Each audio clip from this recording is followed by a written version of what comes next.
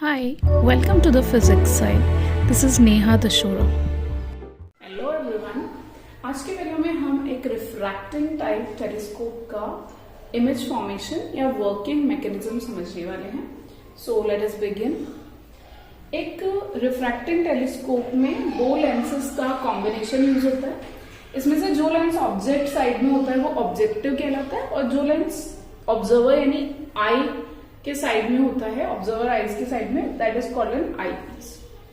यहाँ पर क्योंकि टेलीस्कोप है तो जो भी ऑब्जेक्ट जिसको हम टेलीस्कोप से देख रहे हैं वो एक डिस्टेंट ऑब्जेक्ट होगा. ठीक है, यानी कि वो बहुत ही दूर सिचुएटेड होगा ऑब्जर्वर से. इसलिए हम मान सकते हैं कि ऑब्जेक्ट इन्फिनिटी पे है. ऑब्जेक्ट डिस्टेंस बहुत बहुत लार्ज है, जैसे कि सेलेस्टियल ऑब्जेक्ट गया बहुत दूर सिचुएटेड ऑब्जेक्ट, इसलिए यहाँ ऑब्जेक्ट इन्फिनिटी पे होता है. और जैसे कि हमको पता है अगर एक कॉन्वेक्स लेंस, दोनों ही कॉन्वेक्स लेंस है, ऑब्जेक्ट से आने वाले रेज को कैच करता है, तो ऑब्जेक्ट से आने वाले रेज क्योंकि ऑब्जेक्ट इन्फिनिटी पे, तो इन्फिनिटी पे जब ऑब्जेक्ट होता है तो कॉन्वेक्स लेंस उसको कन्वर्ज करके इमेज बनाता है फोकस पे. तो यहाँ इमेज बन रही है ऑब्जेक्टिव के फोकस पे, ए डैश बी डैश की इमेज बन रही है. लेकिन ये बहुत ज्यादा मैग्नीफाइड इमेज नहीं है, इसलिए इस इमेज को फर्दर मैग्नीफाई करते हैं. ए डैश बी डैश से आने वाले लाइट रेज को भेजा जाता है आई पीस तक.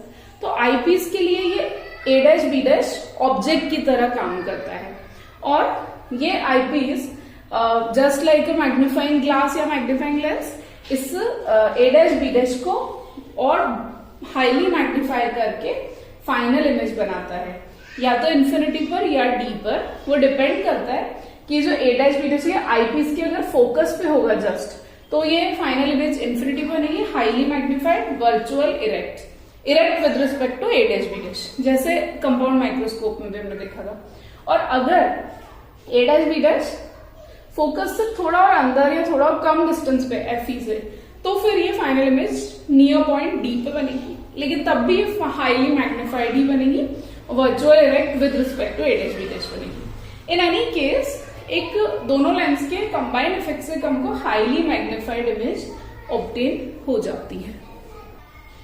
इसके अलावा यहाँ पर हमें ऑब्जेक्ट का एंगल और इमेज का एंगल भी चाहिए होगा, क्योंकि यहाँ हम लीनियर मैग्निफिकेशन फाइंड नहीं कर सकते, बिकॉज ऑब्जेक्ट भी इन्फिनिटी पे, इमेज भी इन्फिनिटी पे है, तो image size object size measure करना पॉसिबल नहीं है. इसलिए यहाँ हम यूज करते हैं एंगुलर मैग्निफिकेशन का. एंगुलर मैग्निफिकेशन के बारे में मैंने आपको पहले जब माइक्रोस्कोप एक्सप्लेन किया था उस टाइम भी बताया है, आप जाके चेकआउट कर सकते हैं. सो एंगुलर मैग्निफिकेशन निकालने के लिए हमको जरूरत पड़ती है बीटा बाय अल्फा. यहाँ बीटा है angle made by light rays from image with the principal axis. जैसे कि इमेज वाली लाइट रे प्रिंसिपल एक्सिस के साथ जो एंगल बनाती है वो एंगल बीटा है. ठीक है, जबकि अल्फा है angle made by light rays from object with the principal axis, यानी ऑब्जेक्ट से आने वाली लाइट रे प्रिंसिपल एक्सिस के साथ जो एंगल बनाती है वो अल्फा है.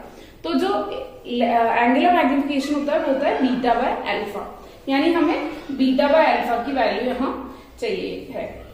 अभी ये इमेज वाला एंगल बीटा है, अगर मैं इसके पैरेलल एक लाइन यहाँ ड्रॉ करूं जैसे मैंने किया, तो ये एंगल भी सेम एंगल बीटा होगा. ओके, तो हमारे पास एक राइट ट्रायंगल बन रहा है, इसका बेस एंगल बीटा है. इसी तरह से अल्फा है तो ये एंगल भी अल्फा है, जैसे मैंने यहाँ ड्रॉ किया, दोनों एंगल इक्वल है, तो एक राइट ट्रायंगल हमें मिल रहा है. ये राइट ट्रायंगल है ट्रायंगल 1 और दूसरा right triangle 2. This is angle beta. ठीक है, तो ट्रायंगल 1 और ट्रायंगल 2, एक में बेस एंगल अल्फा है और एक में बीटा. ये एंगल बीटा है हमारा, यहाँ लिख देती हूं मैं.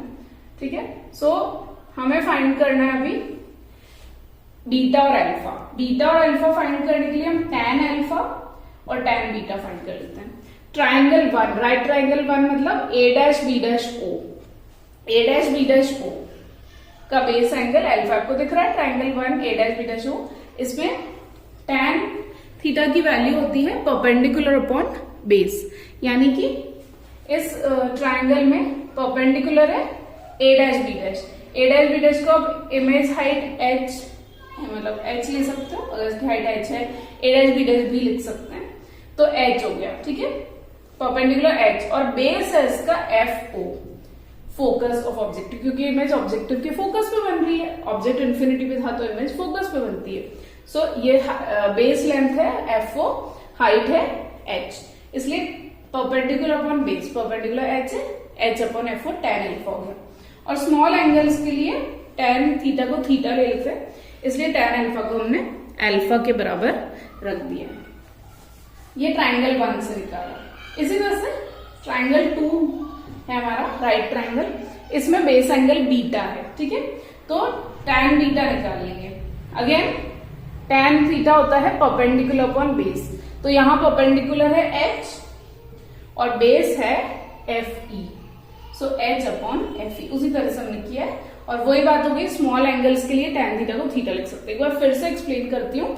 राइट ट्राइंगल 1 में tan alpha h perpendicular upon base F O, और राइट ट्राइंगल 2 में tan बीटा, क्योंकि एंगल बीटा बेस एंगल है, तो परपेंडिकुलर h और बेस एफ ई।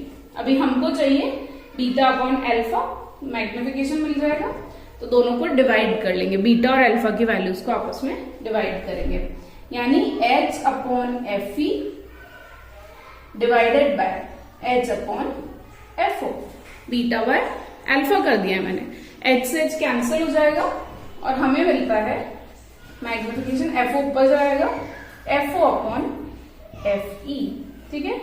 इसका मतलब ये है ratio of focal length of objective and focal length of eyepiece, यानी कि अगर रिफ्रैक्टिंग टाइप टेलीस्कोप का मैग्निफिकेशन हायर चाहिए तो आईपीस की फोकल लेंथ स्मॉलर और ऑब्जेक्टिव की फोकल लेंथ लार्जर होनी चाहिए, तभी हमें हायर मैग्निफिकेशन मिलेगा। That's all for today, thank you. Thank you for watching. Please don't forget to subscribe.